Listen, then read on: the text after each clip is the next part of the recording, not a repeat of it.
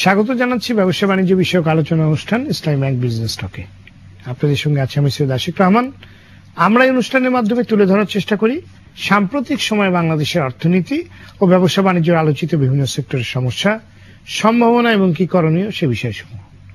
দর্শক, মানুষের অন্যতম মৌলিক অধিকার আবাসনের চাহিদা পূরণে গুরুত্বপূর্ণ অবদান রাখছে দেশের বেসরকারি আবাসন খাত ও নির্মাণ শিল্প।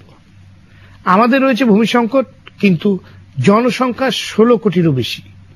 এই বিশাল জনগোষ্ঠীর মানসম্মত আবাসনের ব্যবস্থা করা একদিকে যেমন অনেক বড় একটি চ্যালেঞ্জ, অন্যদিকে আবাসন খাত ও নির্মাণ শিল্পের সম্ভাবনাও তৈরি হয়েছে মূলত এই বিশাল জনসংখ্যার আবাসনের চাহিদার কারণে।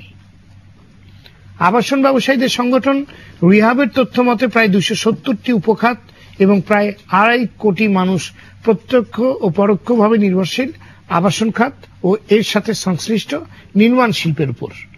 কিন্তু ব্যাংক ঋণে উচ্চ সুদের হার সহ নানা কারণে বেশ কিছুদিন ধরেই এ খাতের প্রত্যাশিত বিকাশ হচ্ছে না। ফ্ল্যাট তৈরি করেও বিক্রি করতে পারছে না অনেক প্রতিষ্ঠান। আবার বিভিন্ন আবাসন প্রতিষ্ঠানের বিরুদ্ধে রয়েছে ক্রেতাদের সাথে প্রতারণার অভিযোগ। দর্শক, এই বিষয়গুলো নিয়েই আজ আমরা আলোচনা করব আবাসন ও নির্মাণ শিল্পের সম্ভাবনা, সংকট ও উত্তরণে করণীয় নিয়ে।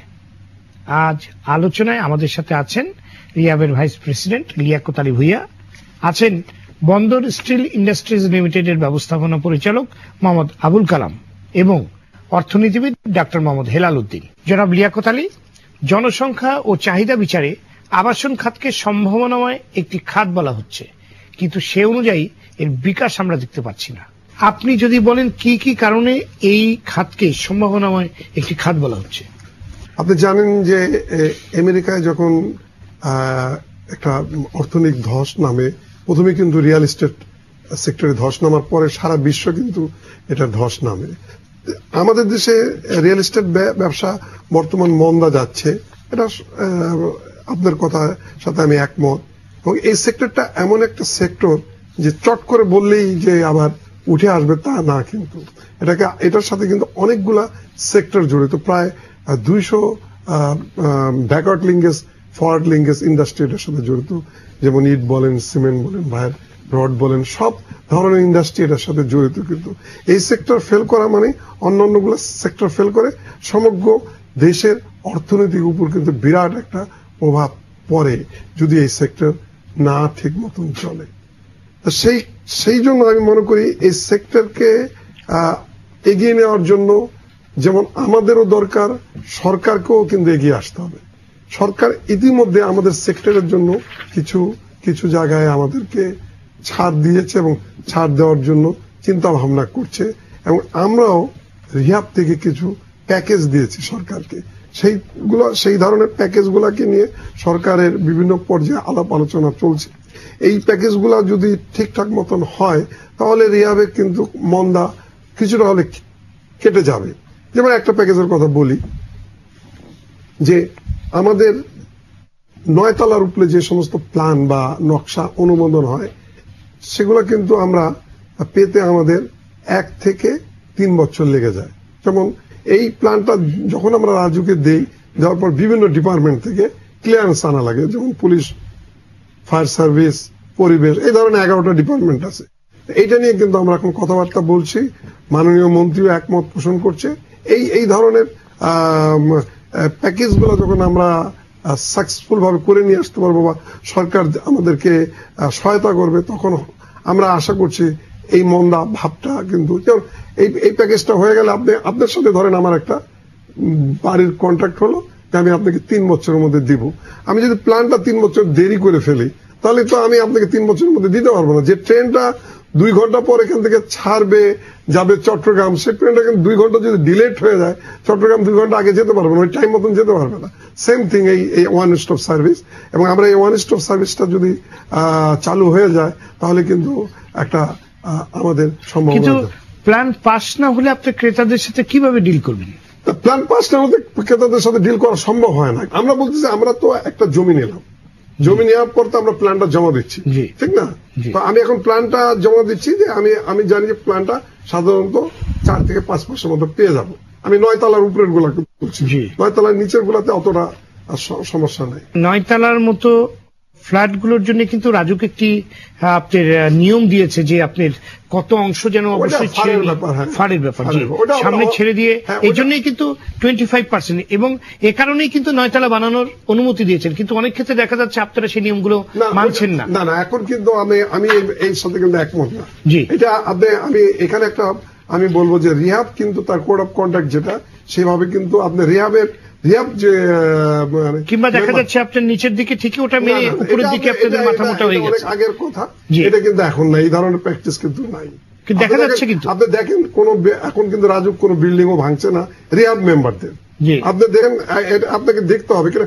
আপনার কথা যেটা বলতেছেন এটা হয়তো 3, 4, 5 বছর আগের কথা বলছে, এখন কিন্তু এই নিয়মটা না। এটা কিন্তু আমাদের একটা লপস হয়ে গেছে। আমরা বলি যে বিল্ডিং সোজা করে বানায় নাই, বেঁকা করেছে, একটু বড় করছে, এটা কিন্তু আগের কথা। আমরা কিন্তু এরকম দেখেছি যে রিহাবের মেলা হয়েছে, মেলায় দেখানো হয়েছে যে আপনার ক্রেতাদেরকে বলা হয়েছে যে আপনার মানে 3000 স্কয়ার ফিট, কিন্তু আসলে অনুমোদন ছিল 2000। না, এটা এই ইদানিং না, কিন্তু এটা কিন্তু আপনি আমি গত বছরের কথাই বলছি। না, গত বছর কিন্তু এই ধারণা হয়। গত বছর আপনি যেটা শুনছেন কিছু জমির ব্যাপারে, যারা ল্যান্ড কিন্তু ফ্ল্যাটের ব্যাপারে ছিল তো এই ধরনের আপনার অভিযোগ ছিল যে রিহাবের মেলাতেও এরকম আপনার জমির ব্যাপারে কিছু অবজেকশন ছিল, ওটা আবার ওভারকাম করা। ফ্ল্যাটের ব্যাপারেও ছিল না, ফ্ল্যাটের ব্যাপার ছিল না, জমির ব্যাপারে ছিল। সেটা আমি বলি, জমির ব্যাপারটা আমি একটু ক্লিয়ার করি যে জমি কিছু জমি আমাদের আসছিল ঢাকার বাইরে থেকে, যেটা রাজুকের অনুমোদন না তারা বলছে। কিন্তু আমরা ঢাকা মনে করেন গাজীপুরের জমি, কারণ গাজীপুরের জমি কিন্তু গাজীপুর মিউনিসিপ্যালিটি এটা ক্লিয়ারেন্স দেয়। তো এই সব কারণে কিছুটা মত বিরোধ ছিল, পরে এই জিনিসটাও ঠিক হয়ে গেছে। জি, জনাব আবুল কালাম, বাংলাদেশকে বলা হচ্ছে একটি দ্রুত বিকাশমান উন্নয়নশীল একটি দেশ, এবং এ কারণেই নির্মাণ শিল্পের চাহিদা দিন দিন বাড়ছে এবং একটি সম্ভাবনার জায়গা তৈরি হচ্ছে। এই ব্যাপারটা যদি আপনি আপনার মতামতটা বলেন। আমি প্রথমেই বলতে চাই, স্টিল শিল্প আমাদের যারা এক সময় ছিল হাতে গোনা কয়েকটি মিল, সেগুলি ম্যানুয়ালি মিল ছিল। এখন আমাদের দেশে এখন অটোমেটিক রিরোলিং মিল, অটোমেটিক যেভাবে আন্তর্জাতিক মানের রড প্রস্তুত হচ্ছে আমাদের দেশে, এই কারণেই হচ্ছে দিন দিন মানুষ প্রথমেই চায় একটু ভাত কাপড় খাওয়া দাওয়ার পরে যারা একটু সচ্ছলতায় ফিরে আসে তখনই একটু জমি দরকার, জমিটা করে একটু গড় ভারী করবে সেজন্য। তো দিন দিন মানুষও সভ্য হয়ে আসতেছে, আমাদের দেশে শিক্ষিত হয়ে আসতেছে, দিন দিন বাড়ছে। তো মানুষ কোয়ালিটি সম্বন্ধে বুঝে, যার জন্যই এই শিল্পটাকে এখন এত দ্রুত এগিয়ে আসতেছে।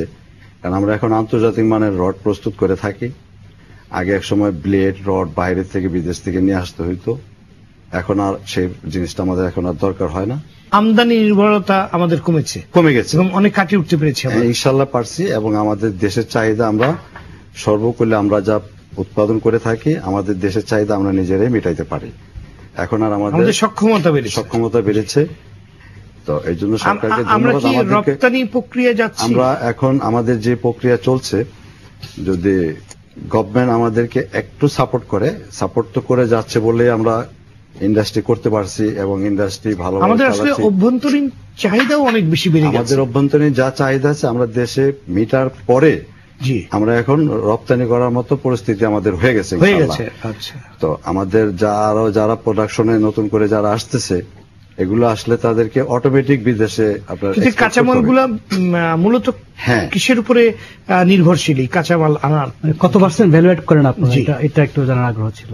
আমরা ভ্যালুয়েট বলতে আপনার যে কাঁচামালটা বাইরে থেকে আপনারা নিয়ে আসেন, তারপরে আপনার যে ফিনিশ প্রোডাক্টটা আসে, ফাইনাল প্রোডাক্টটা, তো এখন কত টাকা কাঁচামাল আমরা বাইরে ইউজ করি? 100 টাকা যদি আমার স্টিল হয়। জি, এখানে ধরেন আমি আপনাকে একটা সহজ হিসাব দিয়ে দিই। এখন ধরেন মেল্টিং স্টিল স্ক্র্যাপ যেটা $400 আমাদেরকে মেল্টিং স্টিল স্ক্র্যাপ কিনতে হয়। এইবার আমরা এটাকে গালানোর পরে এটা বিলেট তৈরি হয়। জি, অটোমেটিক মেশিনে যে প্রক্রিয়া আছে সেই প্রক্রিয়া আমরা বিলেটগুলো চলে আসে। যে বিলেটগুলো আমরা আগে ইম্পোর্ট করে নিয়ে আসতাম, রড নিয়ে আসতাম, এখন সেই বিলেট থেকে অটোমেটিক মেশিনে আমরা ডিফর্ম বার তৈরি করে থাকি, যেটা আন্তর্জাতিক মানের সমতুল্য। এবং কেউ আমরা বুয়েটে পরীক্ষা করার পরও আমরা বিদেশ থেকেও পরীক্ষা করে এখন পর্যন্ত নিয়ে আসতেছি, আয়না যাতে আন্তর্জাতিক মান বজায় আমরা রাখতে পারতেছি কিনা সেটার জন্য আমরা বাইরের থেকেও পরীক্ষা করতেছি। সেগুলোতে আমরা ইনশাআল্লাহ সাকসেসফুল হয়ে গেছি, আমাদের মাল আন্তর্জাতিক মানেরই হচ্ছে। এখন আপনি যেটা জানতে 400 বললেন না, 400 থেকে $400 $400 থেকে আপনারা ফাইনাল কোন জায়গায় নিয়ে যান? আমরা যখন ফাইনাল করে নিয়ে যাচ্ছি তখন আমাদের প্রোডাক্টটা $700 পরিণত হচ্ছে। এই গ্যাপটাই বলছি যে এই গ্যাপটাই আমরা আমাদের দেশে আমাদের এই টাকাটা আমাদের দেশে থেকে যাচ্ছে। এটা তারপর আপনাকে আমি আরেকটা জিনিস আশ্বস্ত করি, যেটা আপনার $400 ইম্পোর্ট করে নিয়ে আসলে, আপনি জানেন সারা পৃথিবীতেই লোহার একটা বজ্র তৈরি হয়, সেটা সারা পৃথিবীতে আপনি জুস খান, ক্যান খান, প্রতিটা জিনিসের একটা ওয়েস্টেজ বের হয়। আমাদের দেশেও কিন্তু ওয়েস্টেজ কম নয়, যে মানটা আমরা জাহাজ ইম্পোর্ট করে নিয়ে আসি ওইখান থেকে আমরা আমরা মেল্টিং স্টিল স্ক্র্যাপ পেয়ে থাকি।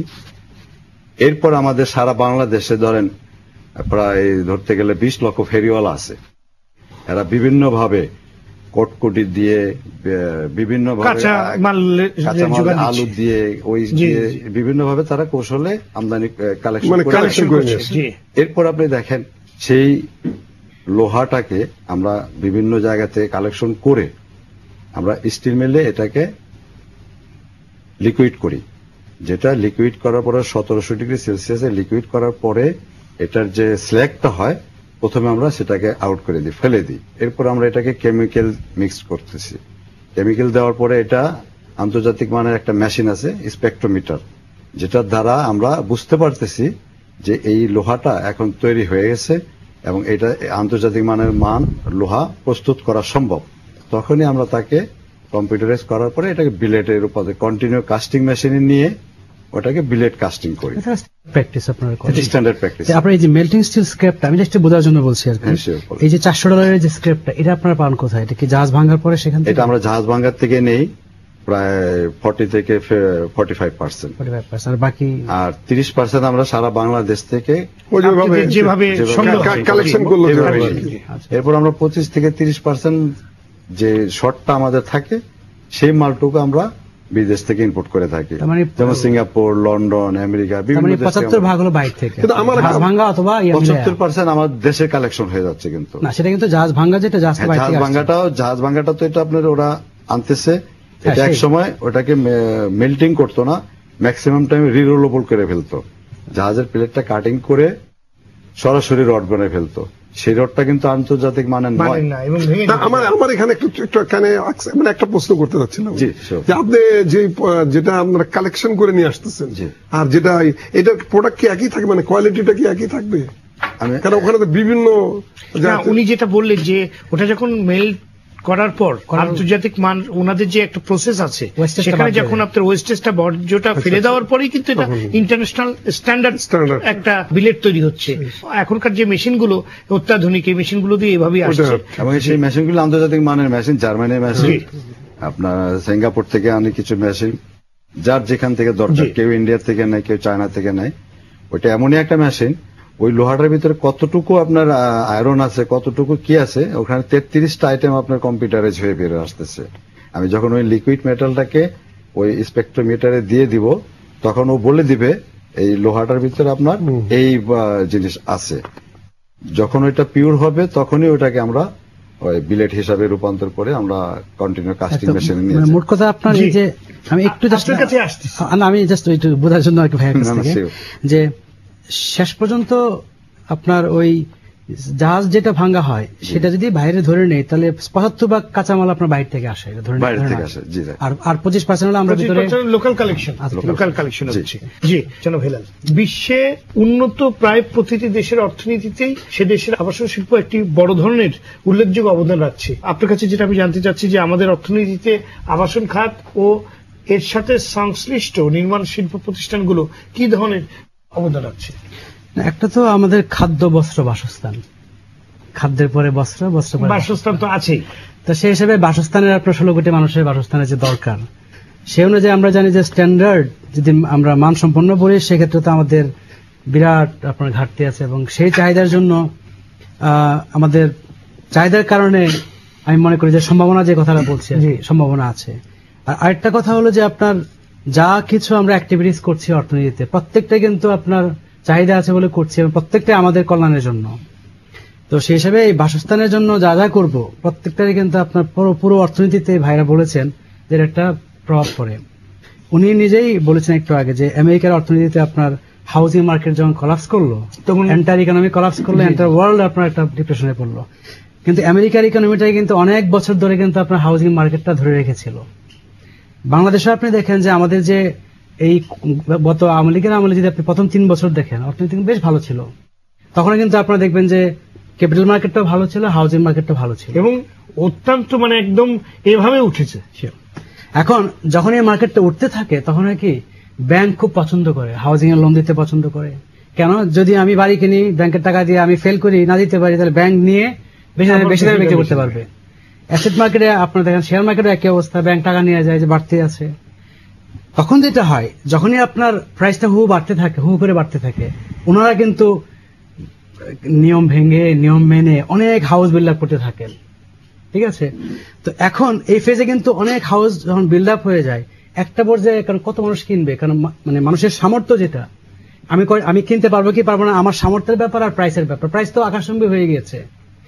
একটা পর্যায়ে যখন আপনার বাবলের মতো যখন একটু আপনার চুপসে যায় ডিমান্ডটা, তখন কিন্তু এক্সেসিভ সাপ্লাইটা থেকে যায়। এই আপনি দেখেন আপনার হাউজিং মার্কেটে কিন্তু আপনার এখন যে সাপ্লাইটা আছে, সেই সাপ্লাই কিন্তু মার্কেটে আপনার অ্যাবজর্ব করতে পারছে না, কারণ এই লেভেলের টাকা দিয়ে মানুষ কিনতে চায় না।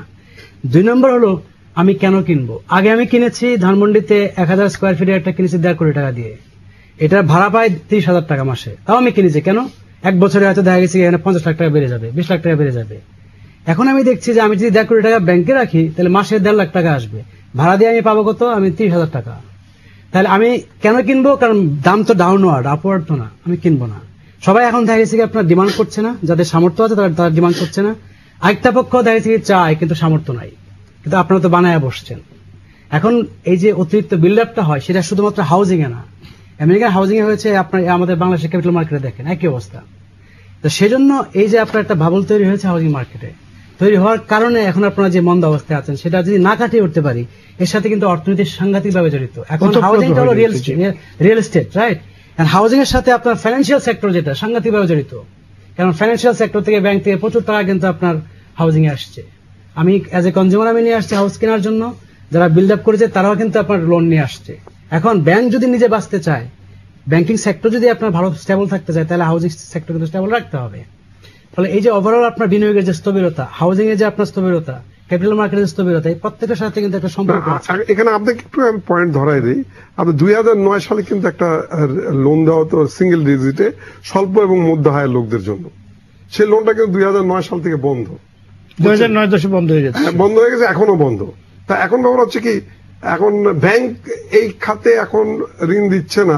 আমি মনে করি এই খাতের ঋণ কিন্তু সবচেয়ে বেশি সিকিউর। আপনি জানেন এই সেক্টর একটা মাত্র সেক্টর যে লক্ষ লক্ষ শ্রমিক কাজ করে। এই সেক্টরে আপনি কোন ঈদে, কোন পরবে আপনি কি কোনো প্রবলেম শুনছেন? আমি মাননীয় মন্ত্রীকে সেদিনও বলছি যে দেখেন আমাদের এই একটা সেক্টর যে আমাদের কোনো প্রবলেম নাই, আমরা ঘাম শোয়ার আগে টাকা দিয়ে দিচ্ছি, যত কিছু হোক। আমরা কিন্তু এই সেক্টরে আপনি দেখেন একটা এক্সাম্পল দিতে পারবেন যে অমুক ঈদে আমাদের সেক্টরে আমরা টাকা পয়সা দিতে পারছি না, মন্ত্রী বলেন, সরকার বলেন আমাদের জন্য দৌড়াচ্ছে বা আছে। আমি কোন সেক্টরকে ছোট করে বলতেছি না, কিন্তু আমাদের সেক্টরে কিন্তু এই ধরনের কোনো প্রবলেম নাই। আপনি যে কথা বলছেন আমি একই কথা বলছি, যে এই সেক্টরটা যেভাবে গ্রো করছিল, যেভাবে এমপ্লয় করছিল, যেভাবে ইকোনমিকে আপনার ধরে রাখছিল, সেই জায়গাটাই এটা স্থবির হয়ে যাওয়াতে ইকোনমি স্থবির হচ্ছে। আমি সে কথাটাই আপনার বলছি। যে আমি ওনার কথার প্রসঙ্গ নিয়েই আপনার কাছে আসছি। আপনি 2009-2010 কথা বলেছেন যে ব্যাংক তখন লোন দিত, সে কারণেই হয়তো আর একটু ভালো ছিল। কিন্তু আমি বলতে চাই 2009-10 সালে কিন্তু আবাসন খাতে একটি বড় ধরনের উত্থানও আমরা দেখেছি। অনেক বেশি রেট বেড়ে গেছে, কোনোভাবেই ধরা যাচ্ছিল না। শেয়ার মার্কেট যেভাবে বাড়ছিল সেভাবে কিন্তু আপনার এই আবাসন খাতও আপনার সেভাবে বাড়ছিল। প্রতিদিনই দেখা যাচ্ছিল যে আপনার স্কয়ার ফিটের রেট গুলশান, বনানী, উত্তরা বিভিন্ন জায়গায় যে যেভাবে পাচ্ছে আপনার বাড়াচ্ছে, 9,000, 10,000, 12,000, 15,000। এরপরেই কিন্তু মন্দা এবং তারপর একটা স্থিমিত একটা ভাব চলে আসলো, যেটা এখন পর্যন্ত বিরাজ করছে। এটার আসলে ভবিষ্যৎ কি এবং বর্তমান পরিস্থিতি এবং ভবিষ্যৎটাই আপনার কাছে আমরা জানতে চাবো, এবং কি সমস্যাটা আছে এখন। আপনি যেমন একটা আইডেন্টিফাইড করেছেন যে 2009-10 সালে ব্যাংকের ব্যবস্থা ছিল, আমরা কিন্তু দেখলাম কিছুদিন আগে মনে হয় সেই সুবিধাটা আবার দেওয়ার একটা প্রক্রিয়া চলছে, এবং ইহাব থেকে একটা আবেদন করা হয়েছিল অর্থমন্ত্রীকে নতুন একটা ফান্ড তৈরি করার জন্য, এবং সেখানে 1500 কোটি টাকার একটি ফান্ডের কথাও বলা হচ্ছে। তাহলে কি আবার ইউটার্ন নেওয়ার কোনো সুযোগ হচ্ছে না? আপনার কথার সাথে আমি একমত যে ওই ধরনের একটা আলোচনা চলছে, হয়তো খুব তাড়াতাড়ি এটা হতে পারে।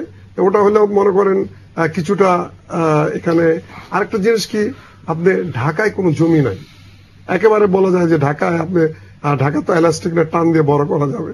তো আমরা ইতিমধ্যে সরকারের কাছে প্রপোজাল দিচ্ছি স্যাটেলাইট সিটির জন্য, যেটা আপনি দেখবেন যে সিঙ্গাপুরে, মালয়েশিয়ায়, আপনি মালয়েশিয়া থেকে হাজার হাজার লোক কিন্তু সিঙ্গাপুর আসছে, রাত্রেবেলা চলে যায়। ওটা বাদ দেন, আপনার কলকাতায় দেখেন, কলকাতা দেখবেন হাওড়া ব্রিজ থেকে লোক আসতেছে সকালবেলা, ওই ওদিক থেকে এসে আবার চলে যাচ্ছে, কলকাতা থেকে বেরিয়ে যাচ্ছে।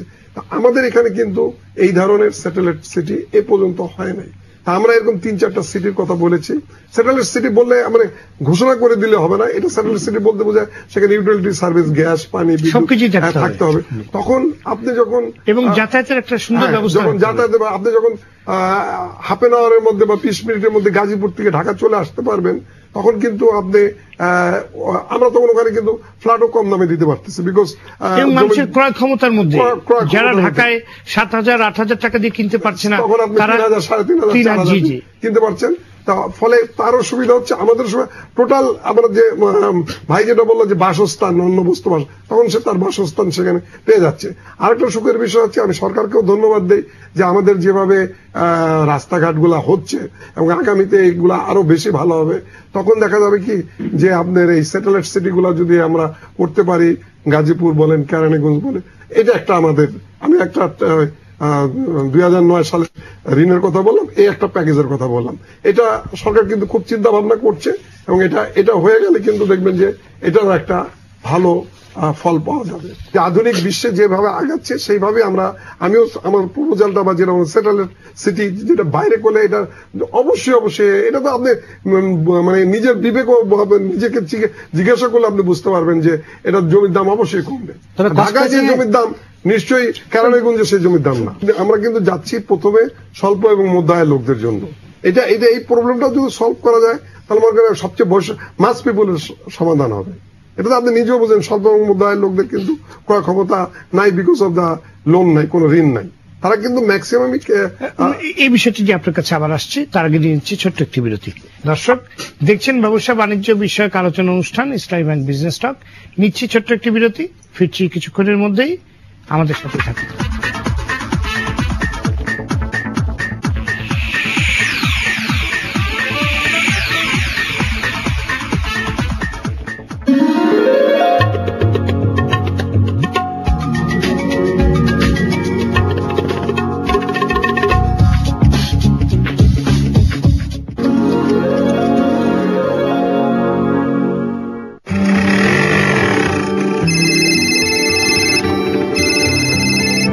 হ্যালো মা, কেমন আছো? ভালো আছি বাজান। আজ তো মালিকের পরীক্ষার ফিস জমা দেওয়ার শেষ দিন, বাড়ির তো টাকা পয়সা নাই। মা আগে জানাইবা না? বয়স হয়েছে না। ঠিক আছে, চিন্তা করো না।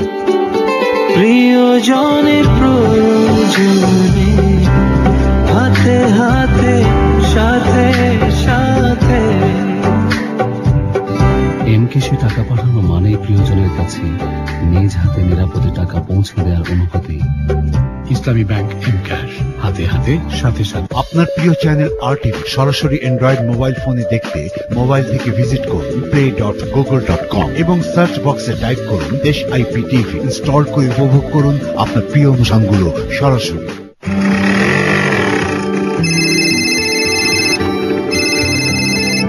হ্যালো মা, কেমন আছো? ভালো আছি বাজান। আজ তো মালিকের পরীক্ষার ফিস জমা দেওয়ার শেষ দিন, বাড়ির তো টাকা পয়সা নাই। মা আগে জানাইবা না? বয়স হয়েছে না। ঠিক আছে, চিন্তা করো না। প্রিয়জনের প্রয়োজনে হাতে হাতে সাথে সাথে এমকেসে টাকা পাঠানো মানেই প্রিয়জনের কাছে নিজ হাতে নিরাপদে টাকা পৌঁছে দেওয়ার অনুভূতি। ইসলামী ব্যাংক এমক্যাশ, হাতে হাতে সাথে সাথে। হাই, আমি নুসরাত ফারিয়া। এন্ড আমি আবির।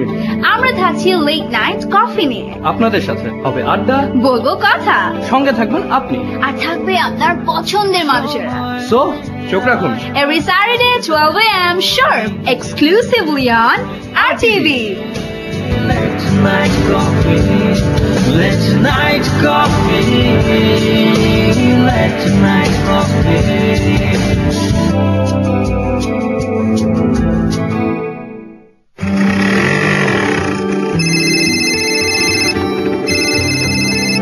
হ্যালো মা, কেমন আছো? ভালো আছি বাজান। আজ তো মালিকের পরীক্ষার ফিস জমা দেওয়ার শেষ দিন। বাড়ির তো টাকা পয়সা নাই। মা, আগে জানাইবা না? বয়স হয়েছে না। ঠিক আছে, চিন্তা করো না। প্রিয়জনের প্রয়োজনে হাতে হাতে সাথে সাথে। এমকেসি টাকা পাঠানো মানেই প্রিয়জনের কাছে নিজ হাতে নিরাপদে টাকা পৌঁছে দেওয়ার অনুভূতি। ইসলামী ব্যাংক এম ক্যাশ, হাতে হাতে সাথে সাথে। আমি অ্যানি, আপনাদের সবাইকে স্বাগত জানাচ্ছি ইরফান সুপার চিনি গুঁড়া ভিন্ন স্বাদের রান্না।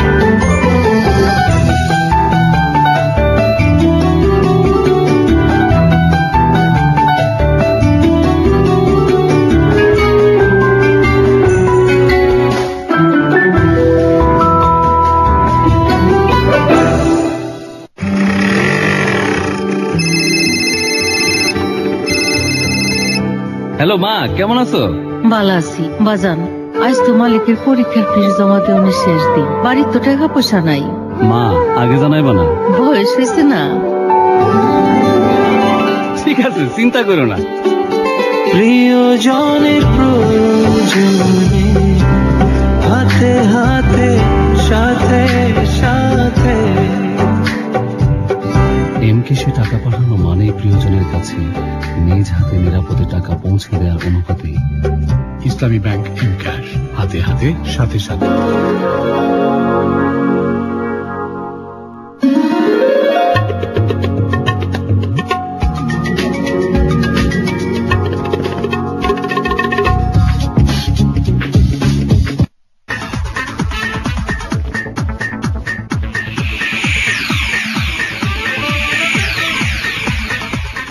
দর্শক, বিরতির পর আপনাদের আবারও স্বাগত। দেখছেন ব্যবসা বাণিজ্য বিষয়ক আলোচনা অনুষ্ঠান ইসলামী ব্যাংক বিজনেস টক।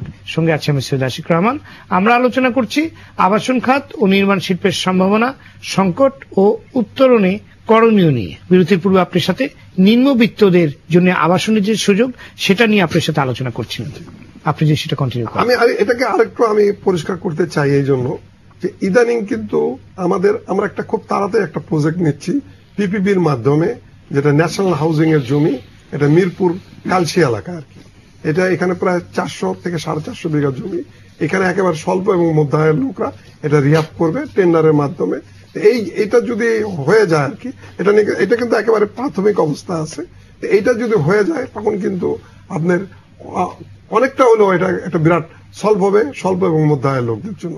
এটা আমি আশা করছি এটা খুব তাড়াতাড়ি হবে। এটা কত বছর নাগাদ? এটা 5 বছর লাগবে, 5 থেকে 6 বছর লাগবে।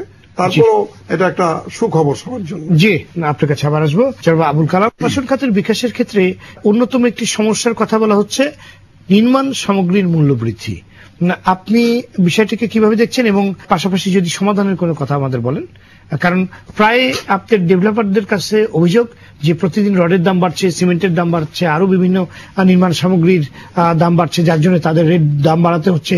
তাদের জন্য কস্ট এফেক্টিভ হচ্ছে না, বিক্রি না হলেও মূল্য কমাতে পারছেন না, কারণ তাদের লস হয়ে যাবে। ডেভেলপার খাতে, আবাসন খাতে যারা আছেন, এটা আসলে কি এদের সাথে আমাদের নির্মাণ সামগ্রী অন্তরঙ্গভাবে জড়িত, ওতপ্রোতভাবে জড়িত, এবং এরা আমাদের রেগুলার কনজিউমার। জি, এটা আবার তারা আমাদেরকে বিভিন্ন সময় বিভিন্নভাবে বলে থাকে আমাদের শত্রু। আসলে এটা ঠিক না। তাদের যে অভিযোগগুলি একেবারেই সত্য নয় যে প্রতিদিনই রডের দাম বাড়ে। আজকে দেখেন 1টি বছর পার হয়ে গেল প্রায় একই রকম দামে, এবং একটু একটু করে কমছে, কোনো দিনই রডের দাম বাড়ছে না। 1 বছরের ভিতরে একটা রেকর্ড আছে আমার কাছে, একটু একটু করে কমছে। আমরা একটু একটু করে কমাতে পারছি। আমাদের কস্টিং কম পড়ছে, আমরা কমাতে পারছি। আজকে দেখেন 55 থেকে 56,000 টাকায় আন্তর্জাতিক মানের রড আমাদের দেশে প্রত্যেকটা কনজিউমার পেয়ে থাকে। এই রডটাই যদি আমরা আজকে বাইরে থেকে ইম্পোর্ট করে নিয়ে আসি, আজকে যে প্রাইসটা আছে ধরেন 61 থেকে 62,000 টাকায় পড়বে বাইরে থেকে ইম্পোর্ট করে। সর্বোচ্চ কত ছিল গত 5 বছরে আপনার যেটা বললেন কমে আসছে এখন? এটা আপনার 5 বছর না, 2008-এ আপনার 75,000 টাকা 76,000 টাকা পর্যন্ত উঠেছিল। তখন খুব বুমিংও ছিল আপনার তখন একটা সময় ছিল, এবং সেটা চীনের বাজারে একটা অলিম্পিক গেমস হওয়ার কথা ছিল সেই 2007 সালে। তখন একটা স্টিল জগতে সারা পৃথিবীতে একটা ক্রাইসিস ছিল, তখন এই প্রাইসটা বেড়েছিল। যখন ওখানকার অলিম্পিক শেষ হয়ে গেছে তখন লোহার চাহিদাটা সারা পৃথিবীতে একরকম কমে গেছে। আপনারা তো এক্সপোর্ট করেন না? আমরা এখন পর্যন্ত এক্সপোর্ট করি না, তবে কিছু কিছু আমাদের সমস্যা আছে। বিলেটটা ইম্পোর্ট করে যারা বিলেট নিজেরা স্বয়ং সম্পূর্ণ না, তারা বিলেট এখনো ইম্পোর্ট করে। যেমন আমাদের বন্দর স্টিলের পক্ষ থেকে বলছি, আমাদের স্বয়ং সম্পূর্ণ, আমাদের বিলেট যা আমরা তৈরি করি আমাদের রিরোলিং মিলে আমাদের রড হয়ে যায়। যেমন বিএসআরএম এখনো তাদের স্বয়ং সম্পূর্ণ না, তারা বিলেট বাইরে থেকে এখনো আনে, তারা বিলেট এখন পর্যন্ত স্বয়ং সম্পূর্ণ করতে পারে নাই। আবুল খায়ের যেমন স্টিল প্ল্যান্ট এখন করতেছে, তার পুরো বিলেটটাই বাইরে থেকে নিয়ে আসতে হয়।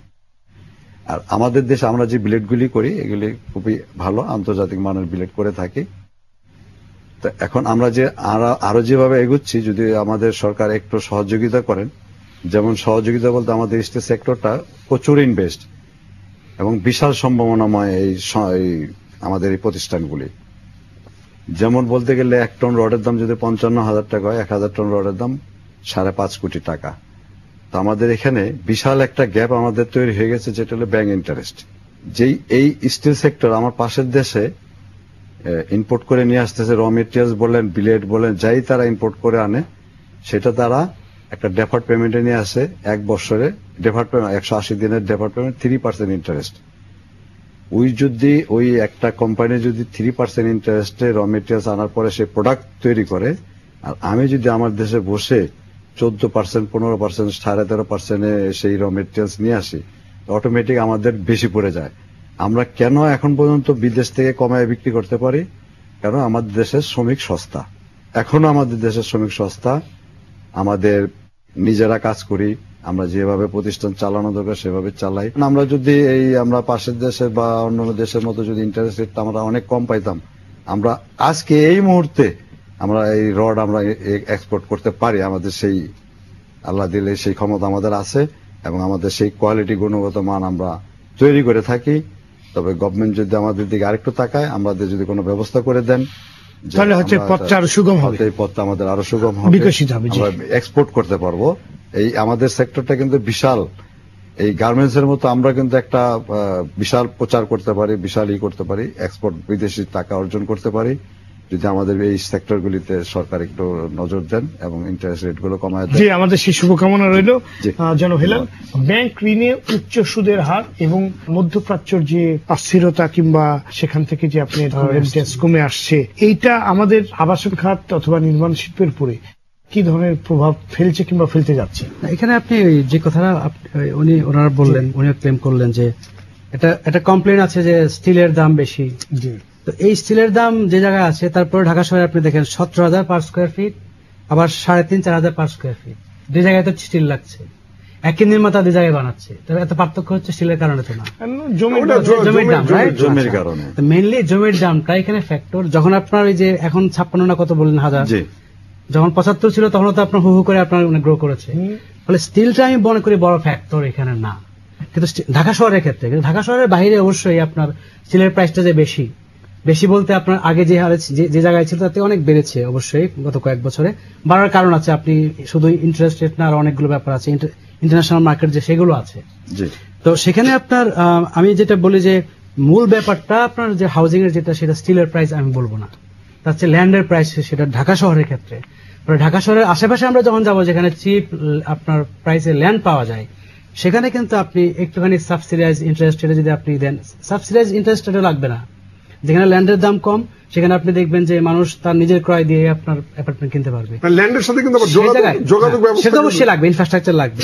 সে জায়গাতে আমি মনে করি যে ওনারা যারা ব্যবসায়ী, যারা আমি নিজে ব্যবসা করলো, আমার মোটিভ থাকতো প্রফিট। ঢাকা শহরে আপনি দেখেন এই ধানমন্ডিটা আপনার আবাসিক এরিয়া ছিল, এখন দেখেন তো হু করে কোথায় আপনার গ্রো করেছে, কোথায় ধানমন্ডি গ্রো করেছে, কমার্শিয়াল হয়ে গেছে, বনানী গ্রো করেছে, রাইট।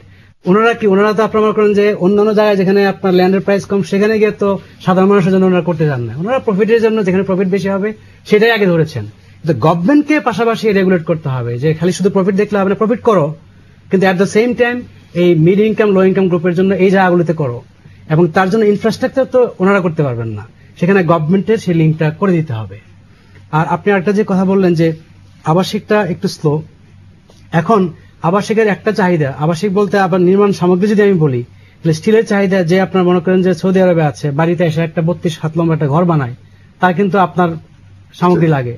এখন যখন আপনার ওখান থেকে যখন আপনার ভাড়া পড়ছে এই আপনার ডলারের, সেটা কিন্তু আপনার সামগ্রিক যে চাহিদা সেই চাহিদাকে কিন্তু আপনার কমিয়ে দিচ্ছে, মানে চাহিদা যে হারে বাড়ার কথা সে হারে বাড়ছে না। তো সে হারে না বাড়লে, বিনিয়োগ না বাড়লে কিন্তু প্রত্যেকটা সেক্টর, নির্মাণ তো সরাসরি আপনার এর সাথে, আপনার স্টিল যেটা সরাসরি এর সাথে জড়িত, ফলে এগুলো কিন্তু আপনার ইকোনমির রিয়েল সেক্টর, যেটা আপনার স্টিল বলেন এটা রিয়েল সেক্টর, আপনার এই যে আপনার রিয়েল এস্টেট রিয়েল সেক্টর, এই রিয়েল সেক্টরগুলো কিন্তু আপনার ফাইন্যান্সিয়াল সেক্টরের সাথে ওতপ্রোতভাবে জড়িত। এই উনি যে যতগুলি ওনারা দুইজন যা চাইলেন সরকারের কাছ থেকে, প্রত্যেকটা জায়গায় কিন্তু আপনার ইন্টারেস্ট রেট, ওই ফাইন্যান্সিয়াল জায়গায় ফাইন্যান্সিয়াল যে আপনার ইনসেন্টিভ, সেই জায়গাটাতে কিভাবে লো করা যায়, সেখানে মনে রাখতে হবে যে শুধুমাত্র এটাই কিন্তু প্রবলেম না, কারণ ইন্টারেস্ট রেট যখন আরো অনেক হাই ছিল তখনও কিন্তু আমরা দেখেছি যে এই সেক্টরগুলো খুব ভালো কাজ করছে, মানুষ খুব বানাচ্ছে এবং অর্থনীতি কিন্তু খুব আপনার লাইভ। তো সেই লাইভলি আপনার ইকোনমিটা এখন স্লো হয়েছে, অনেকগুলো ফ্যাক্টর আছে, কিন্তু এইগুলো ফ্যাক্টর, এই সেক্টরগুলো যদি আপনার স্থবির হয়ে থাকে তাহলে এর সাথে অন্যান্য যেগুলো আছে প্রত্যেকটা কিন্তু স্থবির হয়ে থাকবে। জনাব হেলাল, অনেক দেশ আছে যেমন মালয়েশিয়ার কথাই যদি বলি আমরা, সেখানে ভাড়ার টাকা দিয়ে কিন্তু মানুষ আপনার একটি ফ্ল্যাটের মালিক হতে পারে, কিন্তু আমাদের দেশে সাধারণ চাকরিজীবীদের সারা জীবনের টাকা সঞ্চয় করেও কিন্তু তারা যা পান তা দিয়ে কিন্তু মাথা গোজার ঠাঁই তারা করতে পারেন না। সেক্ষেত্রে আসলে আপনার কি ধরনের উদ্যোগ নেওয়া যেতে পারে বলে আপনি? একটা হলো যে আমি স্টুডেন্ট ছিলাম আমেরিকাতে, তো স্টুডেন্ট থাকা অবস্থায় আমি একটা বাড়ি কিনেছিলাম, আমার কোনো টাকাই দেওয়া লাগে না, আমি ব্যাংক থেকে লোন করেছি, ক্রেডিট কার্ড থেকে 2000 টাকা লোন করে আমি একটা বাড়ি কিনেছিলাম, এবং তখন আপনার ইন্টারেস্টের কত ছিল, আপনার খুব অল্প ইন্টারেস্টেড ছিল আর কি। এখন সেখানে হয় কি যে ইন্টারেস্টটা যদি খুব কম হয় আর হাউজিং এর প্রাইস যদি অনেক বেশি না হয় আর ইনকামটা মোটামুটি ভালো, তখন সেখানে কিন্তু আপনার 30 বছরের লোন, তো 30 ইয়ার্স যদি আমার পে করতে হয়, আমি যে শুরু করি, হাউজিং প্রাইস যদি কম হয়, ইন্টারেস্টের যদি কম হয়, পারবে না। বাংলাদেশে যেটা হচ্ছে আপনার লো কস্ট হাউজিং, তো ওনারা এখন বলছেন যে ওনারা কালসের দিকে যাচ্ছেন, এখানে ওখানে যাচ্ছেন, এই পর্যন্ত প্রথম দিকে আপনি দেখেন সবার টার্গেট কিন্তু ছিল হাই এন্ডে, তো যেখানে আপনার মূল্য অনেক বেশি সেখানে আপনার বিভিন্ন ভাবে কালো টাকা বলেন, অন্য টাকা বলেন, তারা গিয়েছে, বা বাইরে থেকে তারা গিয়েছে, কিন্তু বাংলাদেশে যারা মোটামুটি জব যারা করে তারা কি কেউ জবের টাকা দিয়ে কিনতে পেরেছে? পারে নাই। বলে ওই যে কথাটা বললাম যে আমার ইনকাম তো হঠাৎ করে চাইলে বাড়ানো যাবে না, কিন্তু কস্ট প্রাইসিং এ যদি আপনার হাউজিংটা হয় আর লোনটা যদি রিজনেবল লেভেলে হয় এবং স্প্রেড করতে হবে, যদি 30 বছরের আপনার আমি দিতে পারি এরকম আপনার করতে হবে, সেক্ষেত্রে হয়তো সম্ভব। আদারওয়াইজ বাংলাদেশে আমি দেখি না যে। আর আরেকটা কথা মনে রাখতে হবে যে বাংলাদেশ হলো অন্যান্য জায়গায় যত ল্যান্ড আছে, মানে পপুলেশনের তুলনায় আমার ল্যান্ড তো কম, তো আমার স্কার্স ল্যান্ডের ইয়াতে আপনি যদি ঢাকা শহরের বাইরে ছোট্ট একটা শহরে যান, সেখানে আপনি দেখবেন ল্যান্ডের দাম অনেক বেশি। এত ল্যান্ডের দাম যদি বেশি থাকে, আপনার নির্মাণ সামগ্রীর দাম যদি রিজনেবল থাকে, তারপরেও যে জায়গায় প্রাইসটা হবে। এবং ব্যাংকও তো তাই করতেছে, এখন ব্যাংকও তো কুইক টাকা চাচ্ছে, অধিক সুদ দিয়ে তাড়াতাড়ি টাকাটা আপনি তো ওখানেও তো আপনার একই অবস্থা। আপনি যে আমেরিকার কথা বললেন যে 30 বছর, এখানে কোন ব্যাংক 30 বছর 40 বছর দিবে? সেখানে কিন্তু আপনার এবং লো কস্টে, ওখানে ইন্টারেস্ট রেট অত্যন্ত কম আবাসন খাতের জন্য। এখন এখানে বসে যদি আমি আমেরিকার তুলনা করি যে আমেরিকার সস্তা পাওয়া যায়, আপনি নিজেই বলতে এটা সম্ভব না। আমাকে 30 বছর 40 বছর, ইভেন আপনারা ঢাকার বাইরে গাজীপুর কিংবা কেরানীগঞ্জের কথা বলছেন, ওখানেও কিন্তু ইতিমধ্যে আমরা আরেকটু দূরে যাই, কিন্তু স্যাটেলাইট সিটি গুলো ওভাবেই করতে হবে যার সাথে আপনার খুব দ্রুত আসা যাওয়া। আমেরিকা পাচ্ছে বলে বাংলাদেশ পারবে আমি কিন্তু বলছি না, আমি বলছি যে তাদের ল্যান্ডের স্কারসিটি নাই, তাদের ইন্টারেস্টেড, যেমন জর্জ বুশ আপনার এসে এই কাজটা করেছিল, ফেয়ার হাউজিং অ্যাক্ট বলে একটা করে, যে সবার হাউজিং থাকার জন্য রাইট থাকবে। ওষুধ জায়গা হয়েছে কি ইন্টারেস্ট রেটটা অনেক ফল করে গেল, 50 বছরের ইতিহাসে আমেরিকাতে তখন ইন্টারেস্ট রেট ফল করলো, এই যে হাউজিং মার্কেটে বুমটা হলো, ঠিক আছে। তো এখন সেটা আমরা করতে পারবো কিনা, কারণ আমার ব্যাংকে এখন যে জায়গায় আছে, ব্যাংকে বললো যে 8% দাও, কিন্তু ব্যাংকে তো গভর্নমেন্ট যদি বলতে যায়, ব্যাংক বলবে যে ভাই আমার কমার্শিয়াল হলো, আমি এই রেটে আমি টাকা নিয়ে আসতেছি, আমার এই ল্যান্ডিং কস্ট তুমি আমাকে সেটা দাও, তো গভর্নমেন্টকে দিতে হবে, তো তার তো ট্যাক্সের টাকা থাকতে হবে, তাহলে গভর্নমেন্টকে ট্যাক্সের টাকা নিয়ে এসে ব্যাংকে দিতে হবে, আদারওয়াইজ কমার্শিয়াল ব্যাংক তো করবে না। আমি আরেকটা জিনিস বলছি কথা, মানে অনুষ্ঠান শুরুর সময়, যে এই সেক্টরটা কিন্তু মানে ভালো হওয়ার জন্য কিন্তু একবার বললে ভালো হবে না, এটা এই ধরনের ব্যবসা না, কিন্তু মানে এটা স্লোলি ভালো। সরকারকে আমরা ধন্যবাদ, যেমন সরকার কিন্তু ইতিমধ্যে বেশ কিছু আমাদের জন্য সুযোগ দিয়েছে। যেমন একটা ছিল আপনার সোলার, আননেসেসারি সোলার দেওয়া হতো আমাদের এই সময়, হ্যাঁ এটা এখন একটা ছাড় দেওয়া হয়েছে, এবং বিদ্যুৎ, গ্যাস ইত্যাদি কিন্তু গত 3-4 বছর আগে একেবারে বলা যায় বন্ধ, এগুলা কিন্তু এখন চালু হয়ে গেছে। তার ফলে আগামীতে কিন্তু আমার মনে হচ্ছে এই যেহেতু এগুলো এফেক্ট আসবে, আস্তে আস্তে আসবে। এখন আপনি বিদ্যুৎ আর গ্যাস আপনি পাবেন না, যখন শুনছেন 3 বছর আগে আমেরিকা থেকে সে ভদ্রলোক তো ফ্ল্যাট কিনবে না যে আমি বিদ্যুৎ আর গ্যাস নেই, কিন্তু সেই সুযোগটা কিন্তু এখন আসছে, এখন কিন্তু এটা কিন্তু জি। মানে আমাদের আলোচনা একেবারে শেষ পর্যায়ে, জনাব লিয়াকত আলী, আপনার কাছে এই জায়গাটাই যেটা আপনি বলছিলেন, যে আপনি যদি আরেকটু যোগ করে বলেন যে আবাসন ও নির্মাণ শিল্পের বিকাশ নির্বিঘ্ন করতে আরো কি কি প্রস্তাবনা আপনার কাছে আছে? আমরা আমাদের কাছে পরিষ্কার যেটা আমরা বলছি, ব্যাংক সহায়তা দরকার। এই সেক্টর ব্যাংক সহায়তা না আসলে এই সেক্টর হবে না। আমাদের স্যাটেলাইট সিটি করার জন্য যে সমস্ত প্রস্তাব দিয়েছি, এই প্রস্তাবগুলো যদি হয় তখন অটোমেটিকই, কেন আপনি বিল্ডিং বা ইমারত বানিয়ে যদি আমি না বিক্রি করতে পারি, বা আমার ক্রেতা যদি না ক্রয় করতে পারে তার ক্রয় ক্ষমতার মধ্যে, তাহলে তো এটা বানাবার কোনো মানে হয় না। সেই জন্য আমরা এই সমস্ত 2-3টা স্যাটেলাইট সিটি যদি করা যায়, এটা কিন্তু দেশের জন্য ভালো, আমাদের জন্য ভালো, সব জায়গায় সবার জন্য ভালো। এই ধরনের প্রস্তাবগুলো আমরা নিয়ে আসছি, এই জিনিসগুলো হলেই যথেষ্ট। আমি একটাই শেষে অ্যাড করব, সরকারের যে হাউজিং প্রজেক্ট গুলো আছে পূর্বাচল, সেখানে কি আপনার লো ইনকাম গ্রুপ বা মিড ইনকাম গ্রুপ তারাই বেশি পেয়েছে নাকি হাই ইনকাম গ্রুপ পেয়েছে বেশি, সেই জিনিসগুলো কিন্তু আমাদের মাথায় রাখতে হবে। সরকারের নিজের যে ইনভেস্টমেন্ট গুলো আছে সেটাও যেন লো ইনকাম গ্রুপের জন্য হয়, এবং যে করে হাতে নেওয়া হয়েছে সেগুলো কিন্তু আমরা সাকসেস দেখছি না। সরকার আন্তরিক, কিন্তু যাদেরকে দিয়েছে দক্ষ এফিশিয়েন্ট লোককে দিয়েছে কিনা সেটা করার জন্য, সেটা কিন্তু মাথায় রাখতে হবে। জি, ধন্যবাদ জনাব আবুল কালাম। আমাদের আলোচনা আজকে শেষে আপনার কাছেই আমি জানতে চাবো, আপনার প্রস্তাবনাটা আর কি করলে আমাদের এই শিল্পটাকে নির্বিঘ্নে সামনের দিকে এগিয়ে নিয়ে যাবে? প্রথমে আমি বলছি যে আমাদের সেক্টরে যে আমাদের যে আইটেমটা, এটা ইনভেস্ট অনেক বেশি, যেটা আমাদের জন্য এই ব্যাংক ইন্টারেস্ট খুবই হাই, অনেক কষ্ট হয়। যদিও আমরা অন্যের সাথে, অন্য আশেপাশের দেশের সাথে চলতে অনেক সময় আমাদের র মেটেরিয়ালস আমরা কিনতে পারি না, কারণ আমাদের ইন্টারেস্টের রেটের হাইয়ের কারণে বিদেশ থেকে অনেক সময় ইচ্ছা থাকলেও আমরা নিতে পারি না, এই কারণে ব্যাংক ইন্টারেস্ট রেট বেশি। তো আমার সরকারের কাছে একটাই আবেদন বা একটাই চাওয়া, যেন আমাদের দেশে যারা বড় বড় প্রতিষ্ঠান করেছে এই সেক্টরে, বড় বড় সেক্টর যারা যেভাবে যতটুকু সুবিধা তারা পেয়েছে, তাদের ইলেকট্রিসিটি বিল বলেন, গ্যাস বিল বলেন, বিদেশ থেকে মেশিন আনে, বিদেশ থেকে র মেটেরিয়ালস আনে, বিদেশ থেকে টাকা আনে, তারা কিন্তু আমার জানা মতে ফরেন ইনভেস্টর নিয়ে আসছে কয়েকটা প্রতিষ্ঠান। তো এ ধরনের ওরা যদি 3%, 4%, 2% ইন্টারেস্টে টাকা তারা ইনভেস্ট করতে পারে তাদের ইন্ডাস্ট্রিতে, তো আমার মতো বা আমাদের মতো যারা আরো আছেন তারাও যেন এই সুযোগটা পায়, তাহলে এই দেশে স্টিল সেক্টরটাকে ধরে রাখতে পারবে, এবং এই সেক্টর বাইরে থেকে এক্সপোর্ট করে ফরেন ইনভেস্ট টাকা নিয়ে আসতে পারবে। তো সরকারের কাছে এই আমার একটা আবেদন। আমি শেষে গেলে একটা কথা বলবো, যে এখন কিন্তু যে কোনো ক্রেতার জন্য ইনভেস্টমেন্ট করা এই সেক্টরে কিন্তু সবচেয়ে ভালো সময়, কিন্তু যেহেতু স্থিতিশীল একটা পরিস্থিতির মধ্যে রয়েছে। ধন্যবাদ সবাইকে আমাদের স্টুডিওতে এসে আপনাদের মূল্যবান মতামত রাখার জন্য। দর্শক, আবাসন ও নির্মাণ শিল্পের সংশ্লিষ্টরা বলছেন এ খাতের সংকটগুলো দ্রুত দূর করা গেলে একদিকে যেমন আবাসন সমস্যা অনেকাংশে কমিয়ে আনা যাবে, তেমনি জিডিপিতেও এর অবদান বাড়ানো সম্ভব হবে। তারা বলছেন দেশের অর্থনীতিতে আবাসন খাত ও এর সাথে সংশ্লিষ্ট নির্মাণ শিল্পের সম্ভাবনাকে কাজে লাগাতে হলে জমি ও ফ্ল্যাট রেজিস্ট্রেশনের জটিলতাগুলো দূর করতে হবে, পরিবহন বান্ধব অবকাঠামো তৈরি করতে হবে, গ্যাস বিদ্যুতের সংযোগ নিশ্চিত করতে হবে, সহজ শর্তে স্বল্প সুদে ব্যাংক ঋণের ব্যবস্থা করতে হবে, ভবন নির্মাণে সংশ্লিষ্ট কর্তৃপক্ষের হয়রানি ও ভোগান্তি বন্ধ করতে হবে।